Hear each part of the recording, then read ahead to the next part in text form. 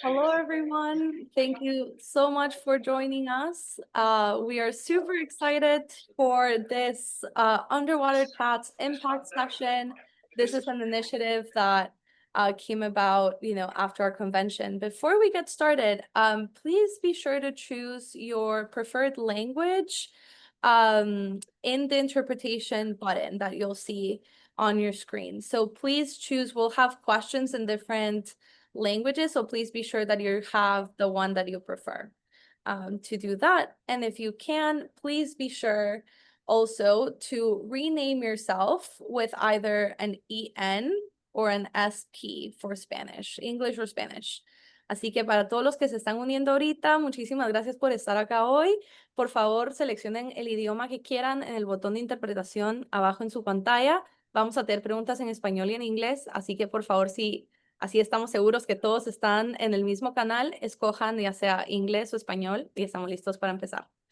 Okay, so with that, thank you so much. I am absolutely thrilled to have here with us two of our members of our Panama Aquatics Athletes Committee, Dylan Carter and Dylan Woodhead. We have the two Dylans here today, so we're super excited. And truly, we're really looking forward to this session, talking to you guys, having this one-on-one, opportunity to really talk about the importance of high performance.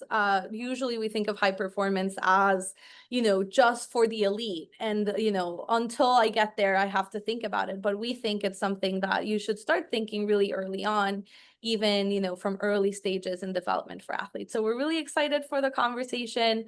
And you have incredible, athletes here who have just, achieved incredible things for their sport. Dylan Carter, medalist at the world stage, just a great representative for Trinidad and Tobago across, not just as an athlete, as a person, as, the voice of athletes as well, his involvement in the community and, being that representative for athletes also for World Aquatics and at that level as well. And for us, and Dylan Woodhead, recent bronze medalist for Team USA water polo, and again, just incredible human, giving back to the community, really involved with developmental and up, and very, involved with everything that's mentorship and above. So we're really fortunate to have you guys be part of this initiative, and it's always a fun convo with you guys. So I'm excited. So I'll let you guys, introduce yourself and, tell us a little bit about why that high performance is so important in your lens. Dylan, do you want to go first? Yeah, sure, no problem. Thanks, Dylan. Thank you for the introduction, Val. Like she said, my name is Dylan Carter. I'm a three-time World Championship medalist from Trinidad and Tobago, and we're talking to you guys a bit about high performance today. And I think that Val touched on it so well, that so much of development is focused on skill development or developing, endurance or technique or all of these small technical aspects of our sport, but high performance is a skill in itself. Handling high pressure situations, about creating good routines, about creating great habits that you can take with yourself from a young age all the way up until the highest levels. So I think instilling great habits from a young age is really important. So we're here to talk to you guys today a bit about that. And I'll pass it off to Dylan. Yeah, I'm super excited to be here. Thanks, Valerie and Dylan. I grew up swimming and being around the water and in the pool and in open water, and started water polo at age 11. And yeah, I want to echo Dylan's sentiments. That's gonna be funny today. My relationship with high performance is, I think, entirely focused on growth, which I think is something that anyone of all ages and levels can aspire to achieve on a daily basis. And I think I'm excited to share some of my habits and routines that help me achieve that. And I'm also excited to learn from Dylan and continue learning throughout my athletic career and my life, just because I think that's the way you should approach high performance and a life of learning. So excited. Yeah, absolutely. Love that mentality. And you guys are in for a treat with these two. They have such a great perspective on what it is, life in sport and, how to navigate it. So you guys talked a little bit right now about purpose and, beyond that, what would you guys recommend as, we have different audiences here, athletes, coaches, national federations. Why is it so important to think of the athlete first in every initiative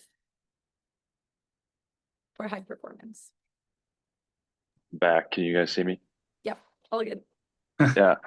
I think, are you talking in relationship with like coaches should also be thinking of athlete first or in general? Because I just think every athlete and every person, to be honest, you have a lot of people caring about you, your family, your friends, your coaches, your support group, like they all care about you, but it is definitely, it ends up being your responsibility to be concerned with your approach, your health, your physical health, your mental health.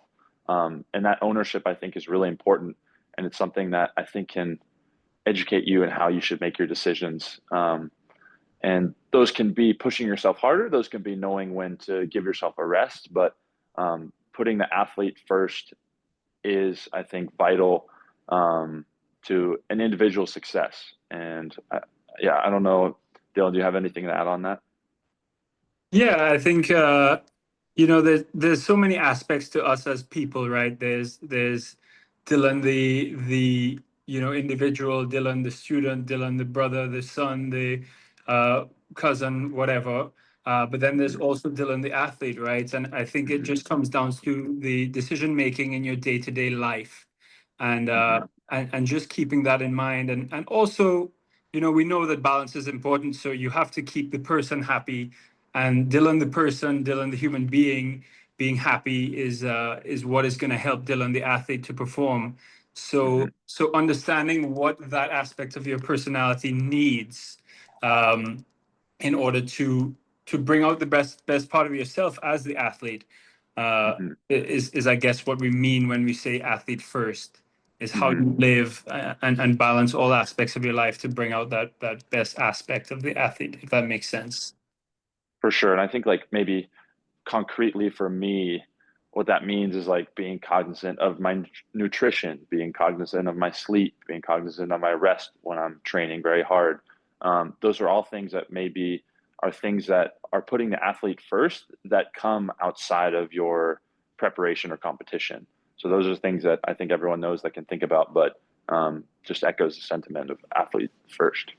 Yeah, and like I said, sometimes the textbook correct thing that you think is putting the athlete first isn't exactly putting the athlete first, right? Because the athlete first mentality all the time might mean you always eat the cleanest food possible and you always go to bed at the exact time, but also balancing that human aspect of enjoying your sport is in a way putting the athlete first, right? So it's sometimes a bit of a trick where you think you need to do all the things quote unquote right to put the athlete first, but sometimes putting the athlete first is um, living a little bit, right? If you Oh, understand.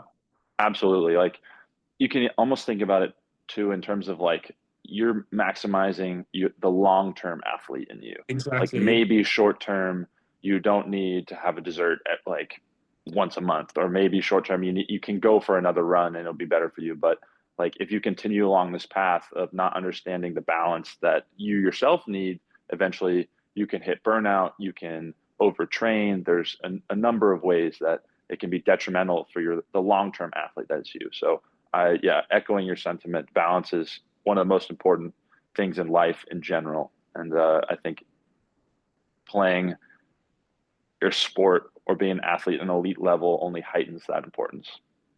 Yeah, sometimes putting the person first is putting the athlete first. Yes, yes, exactly. Yeah. And I love how you guys touched on all of these dimensions already, right? We think of high performance as maybe just one thing, but exactly what you guys are mentioning. It's so encompassing of so many different topics, where that's, well-being, recovery, like injury prevention, and something that you guys mentioned too is responsibility, right? So what's your best advice for athletes on how do you take that responsibility upon yourself and, be consistent with all of that? Like in the end, you're responsible for your body and in your performance, even if there's not someone telling you that 24/7, right? Mm-hmm. Yeah, I think it's the difference maker, right? It's the difference between a lot of people can work out hard for 2 hours a day or 4 hours a day, but the difference between the high performer is how they live 95% of the time, and not just for 2 hours out of your day. So that 24-hour athlete is something that I think can begin to become a conversation at a very young age, which can help an athlete throughout their career and their development as they go on from age group to college to eventually elite and high performing levels. Having those 24-hour athlete mentality, or that awareness, is something that you can instill from a young age, and it's a tool in your toolbox for the rest of your life as an athlete, and as a person and a human being, whatever path you head into beyond sport. Yeah, I've just been thinking as you talk, I love that. And I think it's like kind of about maximizing discipline. And why I say maximizing and not just being disciplined, like we talked about earlier, you can't send yourself 100% of the time. You want to find that balance of like, how am I going to hold myself to the standards I need to achieve the goals I want? Um, and the sacrifices I'm willing to make have to be equal to the trade-off of like the pursuit I'm trying to achieve, right? And I feel like you want to try and maximize the amount of sacrifice you need in order to achieve that goal you've had, but you don't want to exceed it, because then you're getting to the point where it's negatively hurting you. And I'm trying to like synthesize that. I think I that guess it's discipline, like yeah, understanding yourself, right? for It's sure. really And learning yourself over a long period of time and beginning that process from a young age.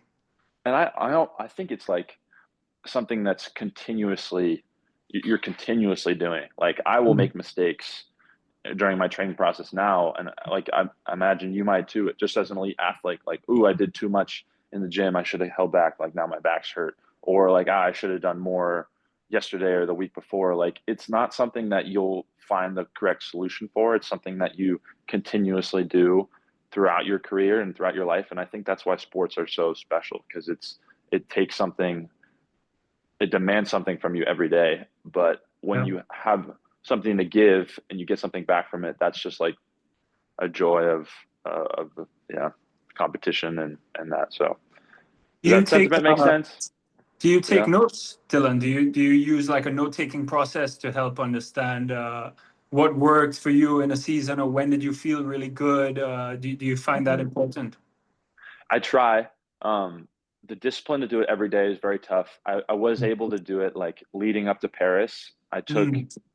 like it documented what I did before every training, and like commentary before it for like what, it's probably 180 days or something like that. And it's so fun to like go back and relive the trainings, and like I hope one day I can map that with like my conditioning data from my whoop, and like really try and understand what preparation gave me this best physical kind of ability. So I definitely try, and I think the process of writing stuff down is such like a synthesizing moment, Mm.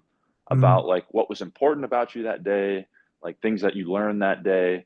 And even if you never look at it again, like that Yeah. process is so healthy. So I definitely try to. But is that something you do daily or Yeah, habitually? I mean, like you said, even if you never look at it again, it might be something to look at with your kids or your grandkids. Exactly. 20 years down the road, you check Yeah. out, oh, look at these crazy trainings I was doing before the Olympic Games.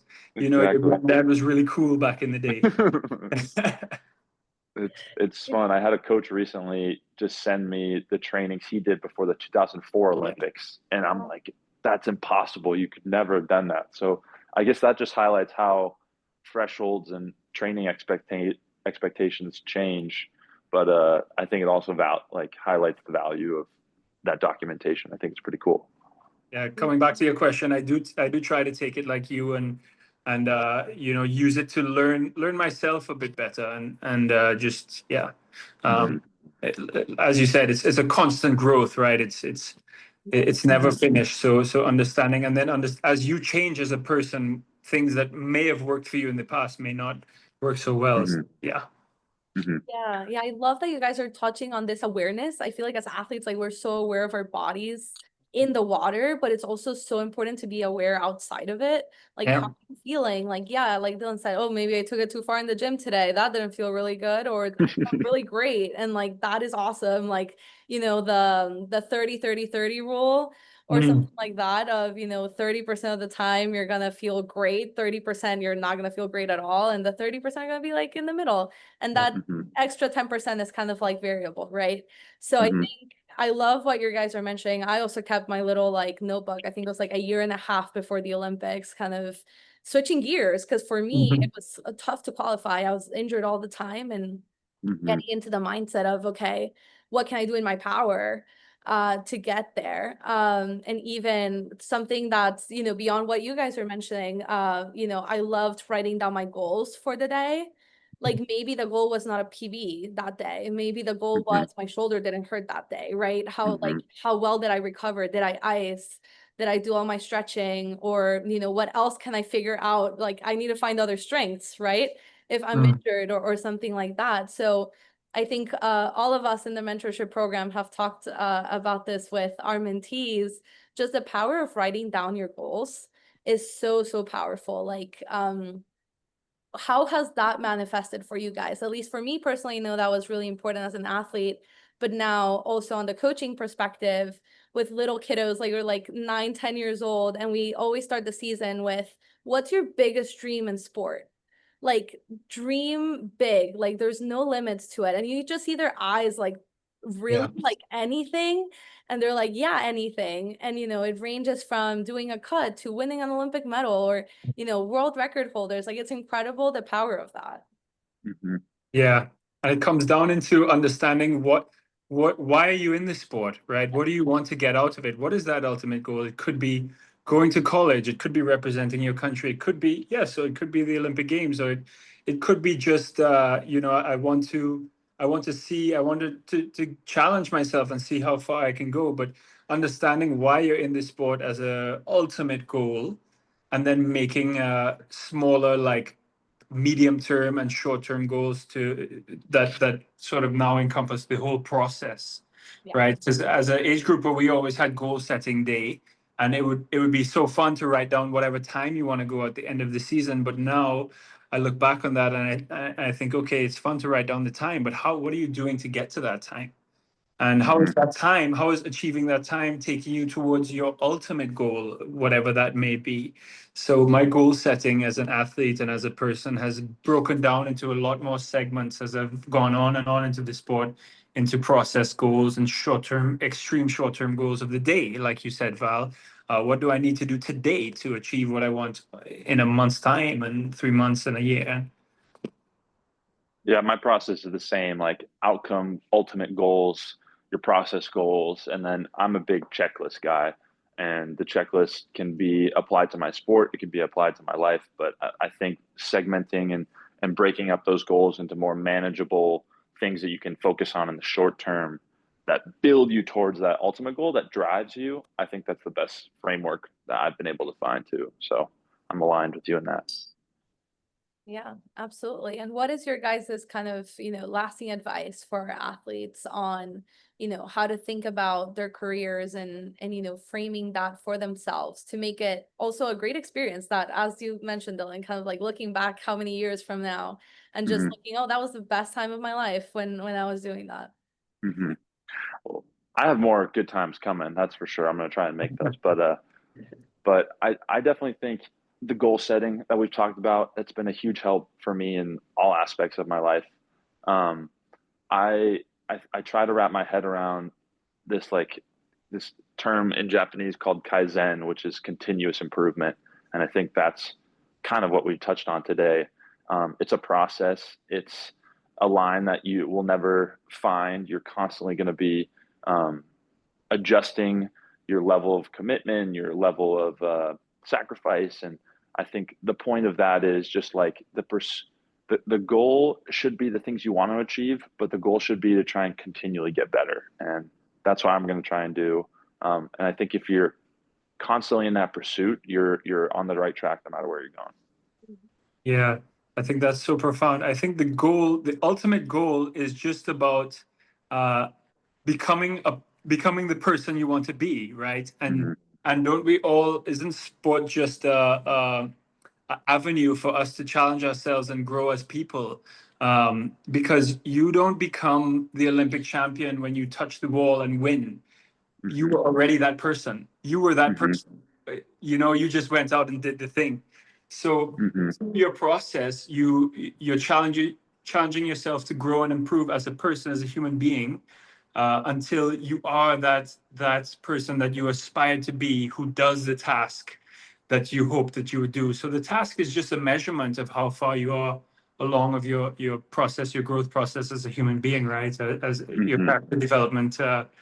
We just use sport to develop ourselves, our multifaceted, aspects of our personality. Yep. And I'll even go one further. I think like even after you touch that wall, you were the same person you were before you started the race. Yeah. And that, for me, that meant like, even if you didn't win, even if you came up short or you just missed your goal, the work you put in and the commitment, that's all the same. It doesn't really matter. So that's why like I've found joy and the things I want to do every day in the process. And I like let these goals drive me and I want so bad to achieve them, but you really have to enjoy that thing you do every day. And you have to be able to like go to sleep at night being satisfied and happy. And I think that's why, like we've talked about, just like that improvement aspect of your day, I think is a really important thing for me. So The yeah, journey is the destination, as yep, cheesy as it sounds, right? yep, it Yeah. is. Yeah, and I love that you guys mentioned that because I feel like something that we've been, getting as questions from our athletes recently is how to deal with what we sometimes see as failure, which I now see as, learning opportunities and growth opportunities and something that just light fire, behind the dream or behind that goal or, just how to get better. How do you guys recommend dealing with that and trying to see it from that perspective and not tying our identity to a result? Because in the end, it's exactly what you're saying, that whatever happened in that race, the person you were before is there, right? Like you've put in the Mhm. work, you've put in all of that. How do you deal with that kind of adversity? Yeah. It is tough, I'm not going to lie to you guys and say that it feels good to lose, right? We all know that. We all have that part of ourselves as athletes. We want to win, and it hurts. And I think that um, understanding that it's okay to feel upset and allowing yourself time to feel upset is fine. Hmm. But Hmm. for me, I get a lot of strength from my peers and my competitors, even, and other athletes that I admire or look up to. um, I gain a lot of comfort and power from seeing and following stories within my sport or other sports that I say, wow, look at that guy. I remember last year he was just down in the dumps, and you see it again and again in sport, right? That guy, Hmm. or the athlete, you may follow, a friend of yours who turns it around, and you see, okay, if he turned it around, I can do it too, and you know that is possible, and that's the beauty of sports, is that you can always go again, and the journey Hmm. is never complete. Um, Hmm. so yeah, I mean, the challenges, the failures are literally part of it. So Hmm. you have to, they're gonna come. Nobody goes through sport without them. In the moment, it hurts so bad, like you said, and it's hard to see a perspective, anything other than like frustration or pain. But like sitting now, not having had this like big loss anytime recently, like it's such a privilege to be able to feel such a range of emotions as an athlete, like to go from your highest highs or the nerves you feel before a competition or the despair of like losing. Like imagine going through your whole life and not ever caring about something that hurts that much when you fall short. Like that, I find I'm grateful, even though I'm not grateful to lose, but just like to be able to live, to feel those things, I think is something that isn't insignificant. And I will also say, like, for me, something that's helped me overcome those is like I've I love what I do on a daily basis. And on a daily basis is not competing for the biggest medal every 4 years or whatever. Like I love having a relationship with my teammates. I love like working out and pushing my body to my limits and being healthy. Like those are things that are independent of the result of what your competition is.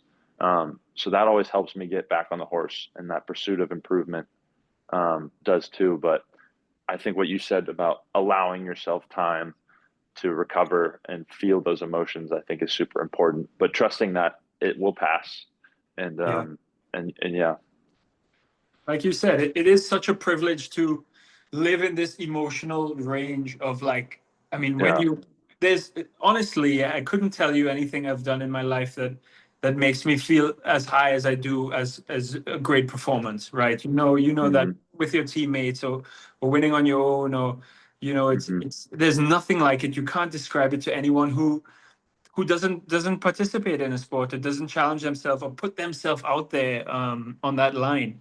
So Hmm. it's an incredible privilege to be able to lose, and it is living life in the maximal emotional range that I've found. Maybe like rock stars or like people who Yeah. out of Yeah. planes or something go through crazier, emotional swings. But I think competitive high level sport is pretty up there. Yeah. It's pretty cool. Yeah. Good question, Valerie. Mm. No, thank you guys for sharing. I want to open it up. I know, Dylan is at an event, so I want to make sure that people have the chance to, ask any questions that you might have for, our two Dylans here before we do our more interactive kind of brainstorming session that is our impact session today. So I want to open it up. Does anyone have any questions for Dylan or Dylan's. the Dylans? Let's see. If not, we can go ahead. Let's see. A chance to ask a specific question. I know we have some of our members that are in the club and National Federation certification program here, which I'm really excited for. So if you have any questions of how to specifically apply some of these things with your athletes or in your National Federation programs as well, this is a good time to ask those questions. Let's see. Okay, so how about we move on to our interactive session? So I'll ask everyone to please turn on your videos if you're able to. We'll pass on to this more, hands-on part of the session. So I'm gonna see if I can see some people here. And thanks, Val. I'm sorry I have to Of bounce, course, but Dylan, no, that was thank awesome too. you Thank you, for your guys. time. Yes, it was an Okay, incredible pleasure. Hopefully, I people. run into you sometime soon on these aquatic Yes. That would be awesome. That would be awesome. Take care, guys. Happy Saturday. Bye, Dylan. Thanks for being here. Okay, great. So let's see. Is anyone able to go off video? Because we want to make sure that the breakout groups that we're going to create, we are going to divide based on language. So if you want, if you only want Spanish, please put that in your name and we'll be sure to divide those groups accordingly. So let's start here and feel free to unmute and, feel free to jump in. Right now we're opening up. These impact sessions are meant for you guys to ask us questions directly and see how we can best support you. I see a lot of coaches here, so thank you for being here, guys. This is a great chance to ask those questions. So Dylan, are you also in the interpretation so that if you get a question in Spanish, you can listen to it in English? I'm not sure. How do I set that up? If you see the interpretation button, either in more or at the bottom of your screen, you should have that available. Interpretation. Okay, Yeah. should I select Spanish? You should select English if that's the English. language you Okay, prefer. okay. All right, I've got it. So if we get a question in Spanish, you'll listen to our interpreter in English. Okay. Okay. So I want to open it up. I see Ned, I see Guillermo. Do you guys have any questions for Dylan that you want to ask or myself? Yeah, Samra, thank you for being here. And feel free to unmute and ask your question.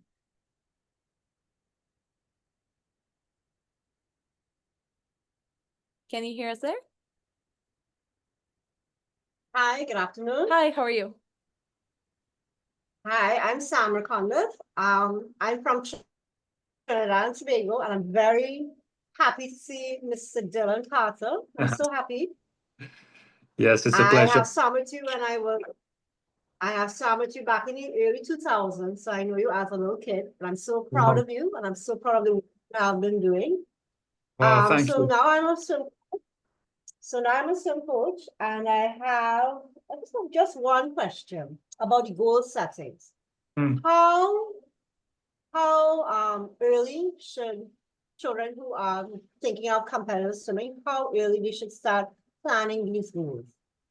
Is it something that they should be start jotting it down as soon as they think they want to go further into swimming, or is it a gradual process for them? What are your I tips think it's or I think points it's that beneficial. Go ahead. I think it's a beneficial habit to instill at a young age, regardless of whether or not your kids on your team want to go on in swimming, for the next 10 or 15 years. I think goal setting and understanding process is something that is incredibly beneficial to start at a young age. I started swimming at 12 years old, and we had some basic form of goal setting in our club from then.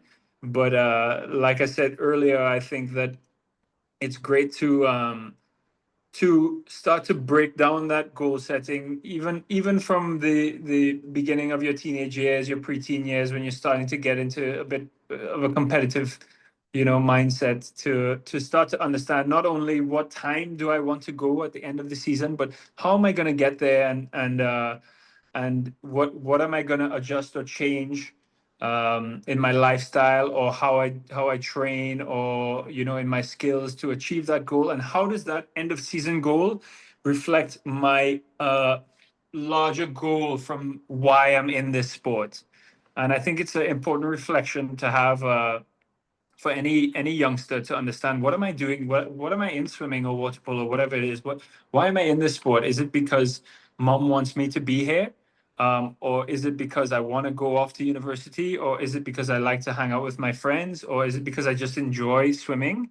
And understanding that ultimate reason, why are you swimming, and then making goals from there back. I think it's a great tool, that there's no age that's too young to start.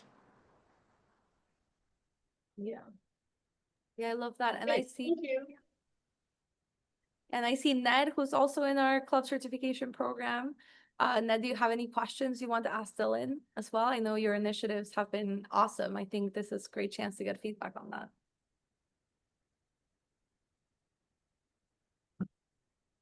Oh, and you can unmute so we can hear you.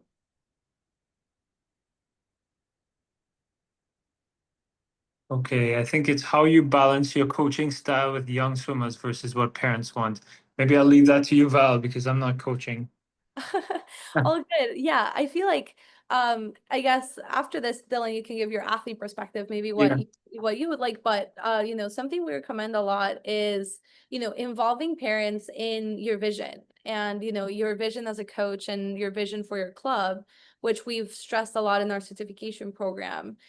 Getting everyone on board with your values, where are you heading as a team, the goals that the Dylans were just talking about, right? We're here to support our athletes, and everyone, that support system that they were talking about is so important for everyone to be on the same page.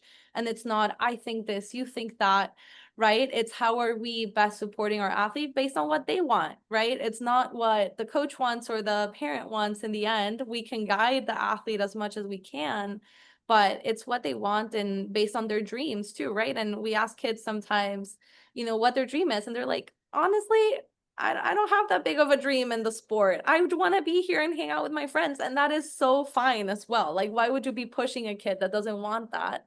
But maybe along the process they find the joy for it and they become more motivated. But that comes from the environment and kind of the standard that you're setting and everything that we're, working towards with the certification program for clubs is just bringing that joy for the sport. Any kid that's on deck should be having the best time ever, and they should know that if it's their Wednesday swim class, they're like, oh my gosh, I can't wait to go there, and I'm going to see everyone, I'm going to talk to the coaches, I'm going to talk to everyone, just have the best time. So I think focusing on that is my best advice. But I know, Dylan, your best advice as an athlete on the other side of things. I totally agree with you. I think that swimming is a tough sport. We know that, it's repetitive and it can be boring, and the trainings can be long and the hours can be long. So I mean, at the end of the day, it's about keeping kids in the sport. And how do you do that? I mean, I stayed in the sport because my best friends were in swimming. So after school every day, I look forward to going there to see and hang out with my friends. So I think what you said is so true, Val. It's a team around the athlete. So the coach and the parents have to be a part of the athlete's team, and the athlete and the coach and the parents have to come together and say, what are we trying to achieve? It shouldn't be, oh, the coach wants me to swim 2 IM, but my mom wants me to swim 53, and the coach and the mom are at a war.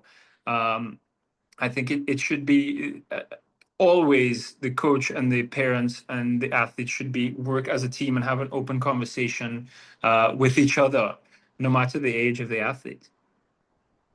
Yeah, absolutely. And something I want to add in there is, everything that our experts have talked about in athlete development is just really understanding the athlete at their core, and that also comes from your conversation with the parents. That is, any, injury tendencies that they might have, or really special talents that they might have that you might not know about. I think opening that line of communication is so important to better understand your athletes and being able to guide them as well. Also, what's happening, you don't need to know everything about their personal life if they don't want to share that. But if a parent comes to you with a concern or something like that, I've noticed them that they're really tired, kind of how are you noticing signs of fatigue or other signs that might be leading to injuries or just their well-being not being there? I think having that open line of communication with parents is really important. I can even give an example. I had, one of my little age group swimmers had like a massive panic attack at a meet, and she didn't know how to describe it. She was 9 years old and she was just full on panic attack, could not breathe, could not know where it was coming from, did not know what to do. And having that open line of communication, the kid didn't say anything, right? And at the moment, I think she just thought it was nerves. But then at the end, because the line of communication was so open, the parent was able to come up to me and be like, hey, can you talk to her? She trusts you. Yeah, great. I'm sure she'll talk to you what she's feeling because she trusts you a lot. Yeah. And we sat down and literally like had a conversation. It's little kids, and I was like, guiding them through the conversation because they don't know what they're experiencing, right? So even like having other outlets like drawing things or things like that. And she was like, some of the fears were even coming from, she thought there could be a fish in the water. So valid, because when I was little, I thought there could be a shark somewhere. So like, just little things that we now don't think that kids think. But having that line of communication is so important, because if the parent had never told me anything, I would have never known, right? Or the other coaches would have never known. And having that trust, I think, is the most important thing that you can build. And I think that comes from open dialogue and things like that. I don't know if you want to add anything, Dylan. Yeah, I just wanted to say one thing that I always notice in the sport of tennis is when a tennis player wins, they say, I want to thank my team. And the camera pans over to the box with the tennis player's team. And in the box is the team. And the team is the coach, the physio, the psychologist, mom and dad, girlfriend or boyfriend. So that unit, the coach, the parents, the family, that is the athlete's team. And these athletes, it's an individual sport at the end of the day. As much as we love our clubs, our schools, our countries, that athlete, you're on that athlete's team. So when you understand that it's not coach versus parent, but we're all the team, and we all heading in the same direction of a common goal, then I think you know, all of the disagreements can be constructive. Yeah, absolutely. And I love what you're mentioning, kind of usually I think in aquatics we don't think of it that way. I think you gave the perfect example of tennis, even like the rival, you know, that was second place. The first thing they say, I want to congratulate you and your team. Exactly. Like Yes. it's Yes. such a core part of it. And I think even opening, you know, expanding on what Dylan just mentioned, opening that line of communication also with physios, with nutritionists, with everything. I know, you know, in Latin America and the Caribbean, we don't have that tendency of that everything is grouped in one place. Maybe everyone on the team goes to the same nutritionist, same physio, etc. So, you know, having that conversation with parents too, you know, like, you know, I want to have conversations with the people that are working with the athletes, right? How can we work together? Maybe there's one person's noticing that the other is not, things like that. So all in benefit. We don't win alone. Yeah. So yeah. Absolutely. Yeah, and we have a question from Guillermo who asks, how do you work that part when the body is okay, but the mind needs a rest? Yeah, it's I think my best advice for this would be to find different creative ways to challenge the body that is that has maybe nothing to do, or you think has nothing to do with the sport of swimming or water polo or whatever it is sport you're doing. If the body is strong and healthy, then you could continue to challenge the body and grow and challenge the nervous system and establish body control or strength in different ways, improve your coordination. But maybe the repetitiveness or the constant self-comparison of the sport you're in can be a bit draining on the mind. So finding taking a slot of time where you work on something entirely different. It could be not even touching the pool, but you send an athlete to do something different, to explore a gymnastics class twice a week, or to you know, do rock climbing twice a week, or to go do yoga and meditation twice a week, or you know, cut down the load of the sport so you can reduce the swim sessions and bring in some different things so that the body and the athlete can continue to grow, but without taxing that mental emotional state that is already depleted. Yeah, I love how you mentioned that. And I think it's part of what you guys were talking about, that awareness. It's not just on the athlete side. Sometimes the athlete does not have the tools yet to recognize that. It's also as a coach. How do you have that awareness with your athlete when you notice little things? They're usually always so upbeat and they come running into the pool deck, and maybe one day they didn't, and you're like, what was that about, right? Like being more in tune of how your athletes are behaving on deck. I think little things are such great indicators. That's massive, you know, as like you said, in the Caribbean and Latin America. I mean, in the sport of swimming, we're not privileged for every athlete to have a coach and a sports therapist or a psychologist or a massage therapist. So a lot of times, the coach is like Yeah. five people in one, right? You're like the nutritionist, you're like the trying to understand the athlete's emotions. So as coaches, you know, trying to understand your athletes emotionally, individually as humans, will give you a greater depth and I think better results, if you could make a small effort in understanding that person, that athlete as a person, and what makes them tick, and how they're doing. I think it goes beyond just writing a workout on a whiteboard, right? Yeah, completely. Yeah, I love that perspective. And I want to add something else. I think it's also a matter of not only age, but also maturity on the side of the athletes. Like some athletes are just so much more in tune with maybe even just sharing how they're potentially feeling or things like that. Not every athlete will be straight up about communicating. And I think that's something that we need to start really early on with our athletes, kind of engaging conversation, like what Dylan mentioned, kind of like start of the season, you know, goal setting, expectation setting, things like that. I think that's so important. And also building that trust and open channel, not only communication with your athletes and other sports professionals, also parents and things like that, I think is so important in that initial expectation so that everyone's kind of on the same page. And let's see, I know Fernando and Humberto, you guys have questions?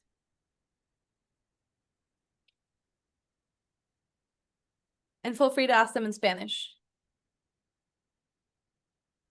Si los quieren hacer en español, con todo gusto, la intérprete lo pasa inglés para Dylan. Sí, Fernando. Gracias. Buena tarde. Dylan, tuve el gusto de competir contigo en los Centroamericanos de 2014. Lamentablemente yo no pasé a la final del 100 libre. Sin embargo, ¿cuál fue tu sentimiento? Ya que recuerdo que tú querías ir en el carril central, o eso nos habías contado en oficialía, algunos compañeros, pero si mal no recuerdo, nadaste en el 6. ¿Cómo cambiaste el chip? Porque nos ganaste la prueba, sinceramente. ¿Cómo hiciste ese cambio de mentalidad de, bueno, no es el carril que quería, pero igual voy? Yeah, it comes down to the age-old saying in swimming is, if you have a lane, you have a chance. And I think that the greater allegory of the question is that how do you deal with things when they don't go the way that you expect or imagine or visualize they're going to go? And I think that it's a beautiful challenge in sport. And I think understanding that this will happen and that no matter how much you visualize your race and how much you think an event is going to go X, Y, or Z way, something is going to happen that you didn't expect. So expecting the unexpected, right, is the way to put it. So just being able to have that flexibility, that looseness, that openness to the divine that comes to us in a meet. I think it also allows for what we call in sport like magic, right? Is every day you can do something in training, but what makes a difference in competition? What is that magic? What is that Lionel Messi magic that we see? It's because he's open to the possibilities, and that openness and flexibilities to the possibilities of, oh, I can be in lane 1 or lane 2. I don't know how it's going to go, but I'm going to go out there and I'm going to dance. I think that that openness, when an athlete is closed, you can see the magic is closed. They can't perform that level higher because they're so rigid in how they expect things to be and how they want it to go, that they don't allow for the magic to come out of them.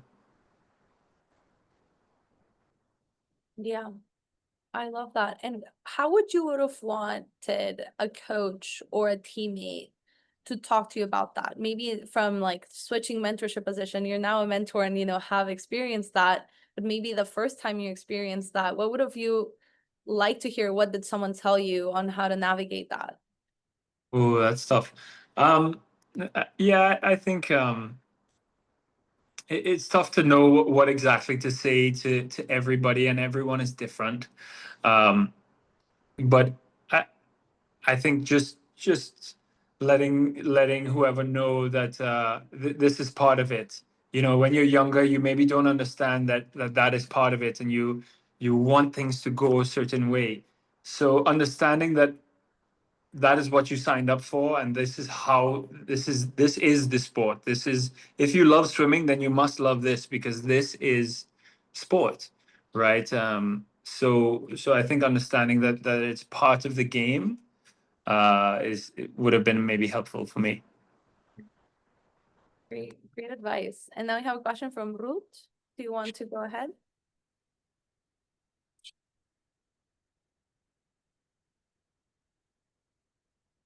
¿Nos escucha, Ruth? Para que pueda hacer la pregunta.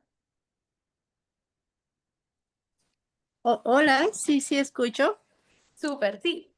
Gracias. Sí. Gracias. Estamos muy contentos de estar escuchando esta conversación. Hay cosas muy interesantes. El más interesado aquí es mi hijo. Él tiene 6 años nadando, tiene apenas 12 años y él está muy contento de estar escuchando todo esto porque, bueno, pues hay varios tips que le sirven. Él tiene varias preguntas, pero una de las que más le gustaría pues hacer es como saber ¿cuál es la diferencia o cómo puede él? Porque por ahí sabíamos que Carls entrena solo y hace entrenamientos él solo. Entonces, él quisiera saber cómo o cómo puede mejorar su estilo de nado de mariposa y como qué drills o qué, cuáles podrían ser mejores, qué tips le podría dar. A ver, Diego, tú habla, mijo. Sí, nos puedes preguntar.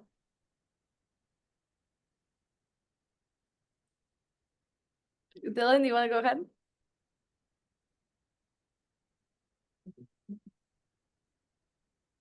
Let's see. You want to give it a first go for the advice?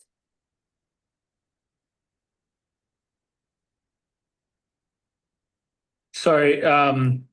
Yeah, no, it's tough to give you technical advice when I don't know you as an athlete. I think I don't want to tell you something like to do this or do that when I don't know. So it's really, really tough to give you a sort of a broad technical advice like that. But I guess the most general thing I can give to a young athlete is to especially if you're training on your own, to break your swimming down into doing it as what you think is right, as right as possible, and don't go beyond any distance beyond where you feel you can hold that technique. So if you can only swim butterfly perfectly for 25s, I wouldn't advise you to swim anything more than 25s until you feel like you can maintain that technique. But other than that, I don't want to give you any bad advice. Yeah, and yeah, I agree with Dylan. If we don't know our athletes or, we can't step into that. But what we can say is always going back to basics. And that's what Dylan's mentioning, kind of foundations and body line and feeling of the water and how you're moving through the water. So anything like that. And if I understand I had to train on my own my whole entire life. It was until college that I actually had a team to train with. Which is the reality in a lot of places in, our region. Talk with your coach, and perhaps also, I know that can be a little isolating as well when we train on our own, but perhaps just joining, with the okay of your coach, perhaps joining other, teams and things like that, just to have that camaraderie as well, that I think is so important when you're a young athlete and being around others that are enjoying the sport. I think that's so important. And in terms of improving, technique and things like that, for Pan Aquatics, we have a lot of clinics coming up for swimming, and we are inviting athletes to join as well, not just coaches, so that you guys can, get the benefit of that, especially, with that situation, if you're training on your own, etc., that you get that expert-led advice on, technique and, foundations and training, etc. But I totally agree with Dylan's advice. That is actually great advice for anyone at any stage. If you can maintain form for a certain amount of time, it's better to stick to it and improve from there. I was talking to some other athletes today about, I made the analogy of jumping and touching the basketball rim. Yeah. It doesn't matter how many times you can jump and not touch the rim. I I can jump and not touch the rim 100 times, and all of those jumps don't count because I didn't touch the rim. So if you can only touch the rim once, that's all you can do today. So that touching the rim is like the perfect butterfly stroke. Yeah. And so it doesn't matter if you can do 1,000 jumps that are not in that perfect or adequate stroke shape. So focus on touching the rim once, and then you focus on touching it twice, and then you can focus on touching it 100 times. But practicing the right thing is, I guess, the message. Yeah, absolutely. Then we have another question from Ned, and it's, what mental preparation is advised to get athletes to switch to competitive mode and to perform at their best? Yeah, I think that the best way to approach competitive mode is almost the most counterintuitive way of approaching competitive mode, which is treating it like any other day.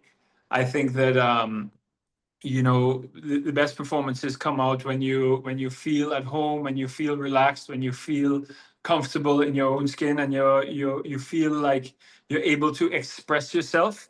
I think that your subconscious knows that there's something more.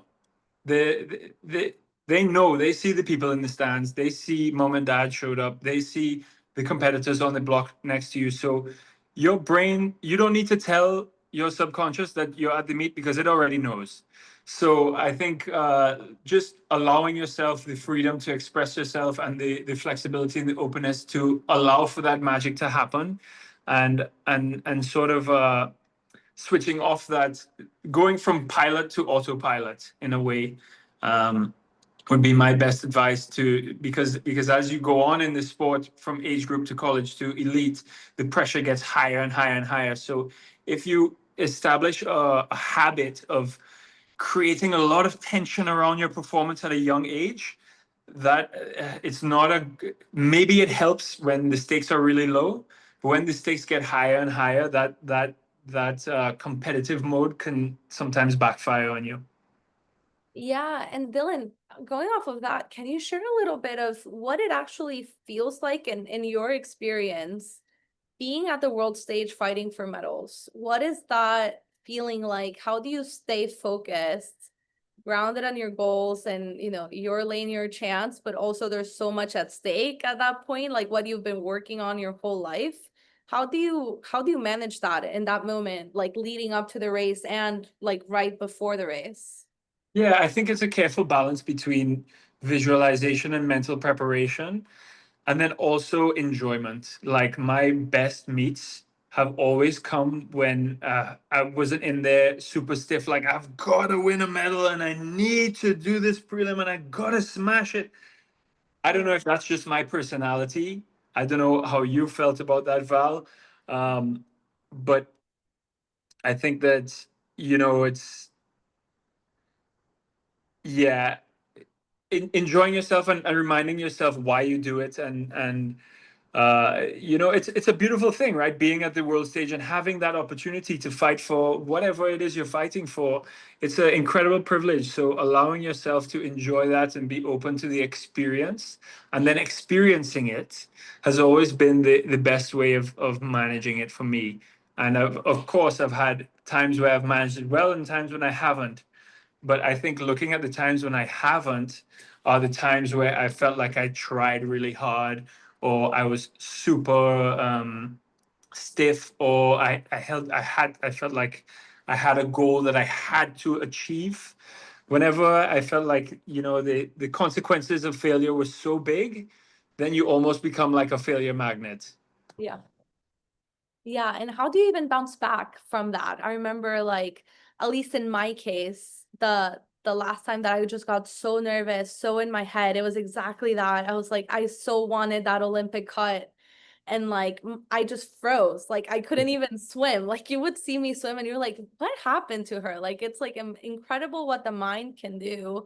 And I remember kind of, that was, to this day I remember it as like my biggest life lesson of, I remember looking at that board and saying, I never want to feel like this again, because Yeah. it felt so bad, but it was what motivated me to really focus on the journey and not the result. Like I was like, if I'm gonna make it to the Olympics with an A cut, like this, I have to enjoy it. I can't put the weight of the world on my shoulders. And the typical, question from reporters, like, how do you feel that everyone's watching you right now? I'm like, oh, I hadn't thought of that. Thank you so much for bringing it up. Especially when you're a young kid. I was like 16 at the time. Like, how do you even manage that kind of pressure? So is there one of those moments that you think and look back to and you're like, oh, that was a great teaching moment that made me change that perspective on how to approach it? I think it comes again and again for me. It's like a never-ending cycle of success, and then added pressure, and then some sort of capitulation, and then the breakdown almost brings back the carefreeness, right? Yeah. It's like it's almost like, it's kind of dark to say, but rock bottom, the only way to go is up, right? So I think it's a nice thing to remember as an athlete is that it's a constant cycle of performance, and yeah, there was another thing I wanted to add about that. I think that competing a lot really helps with that performance anxiety, and we swimming is I envy these professional sports like football and tennis where they can get up again the next weekend and fail and get up again the next weekend. So my advice to you guys as coaches or athletes would be to seek out competition and embrace those nerves, because the more and more you do it, the more it becomes just something that I do every day. And I'm a pro, and I do this every weekend.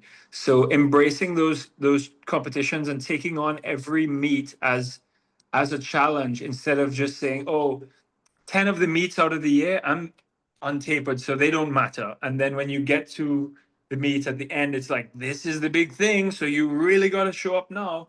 I think that being professional and dialed into every single opportunity you get on the block creates that sort of routine and that muscle memory and that mental just fluidity that pays off at the end of the season. So race a lot.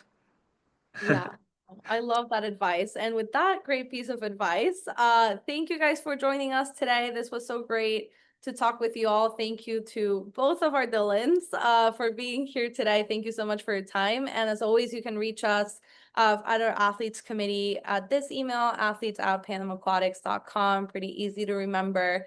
We're here. We are the voice of you guys for our athletes. We're here to support you with anything you need, any ideas, any resources that you might need, even just to get to know us. And we're, one message away as how we can best support you. And yeah, so feel free to reach out whenever, and be on the lookout for more of these impact sessions for Underwater Chats. Thank you so much. And thanks again, Dylan. So great to see you as always. Thank you for having me. Bye, guys. Absolutely. Bye. Thank you. Bye.